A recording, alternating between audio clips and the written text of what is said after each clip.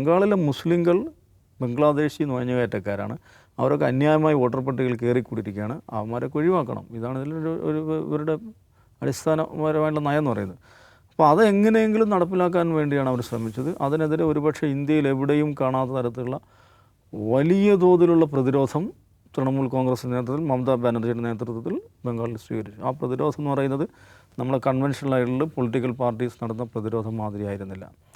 പലപ്പോഴും നിയമം കയ്യിലെടുക്കുന്ന രീതിയിൽ വരെ ആയിട്ടുണ്ട്. നമുക്കറിയാം, ഇലക്ഷൻ കമ്മീഷൻ്റെ ഉദ്യോഗസ്ഥന്മാരെ തടയുന്ന, ഘെരാവോ ചെയ്യുന്ന, ഇലക്ഷൻ കമ്മീഷൻ ഒരു ഓഫീസിൽ വന്നിട്ട് ED ഇവരുടെ ഇലക്ഷൻ സ്ട്രാറ്റജി ഓഫീസിൽ വന്നിട്ട് പരിശോധന നടത്താൻ മുഖ്യമന്ത്രിയാണ് നേരിട്ട് ഓടി വന്നിട്ട് അവിടെ നിന്നെല്ലാം എടുത്തുകൊണ്ട് പോകുന്നത്.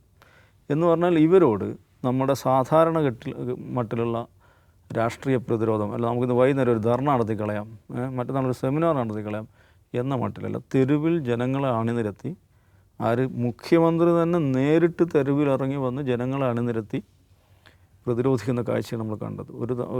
ഒരു ഇതിന് ഇവിടെ ഡയമണ്ട് ഹാർബറിലാന്ന് തോന്നുന്നു, ഒരു റാലിയിൽ അവർ പ്രസംഗിക്കുമ്പോൾ ഉപയോഗിച്ചൊരു വാക്കുണ്ട്, എന്താണ്, മുറിവേറ്റ കടുവ സാധാരണ കടുവയേക്കാൾ മാരകമായിരിക്കും കേട്ടോ എന്ന് പറയുന്നുണ്ട്. അപ്പോൾ ഞാനൊരു മുറിവേറ്റ കടുവയാണ്, ഒരു നോർമൽ ടൈഗറിനേക്കാൾ ഭീകരമായിരിക്കും ഒരു വൂണ്ടഡ് ടൈഗർ എന്നുള്ളത് അവർ പറയുന്നുണ്ട്.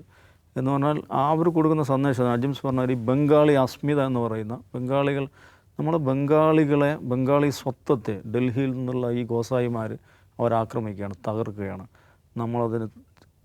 അത് അനുവദിക്കരുത് എന്ന ഒരു സന്ദേശം ഈ ബംഗാളി ഐഡൻറ്റിറ്റിയിലേക്ക് കൊടുക്കുകയാണ് അവർ ചെയ്യുന്നത്.